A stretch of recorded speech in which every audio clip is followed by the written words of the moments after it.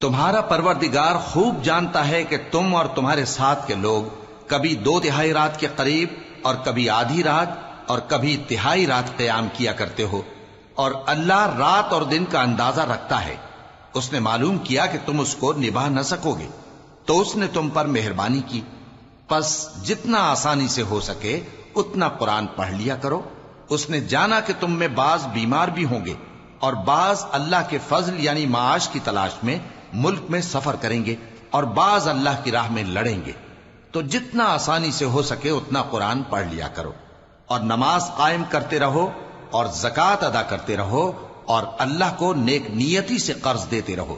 اور جو عمل نیک تم اپنے لیے آگے بھیجو گے اس کو اللہ کے ہاں بہتر اور صلے میں بہت عظیم پاؤ گے، اور اللہ سے بخشش مانگتے رہو، بے شک اللہ بخشنے والا ہے، مہربان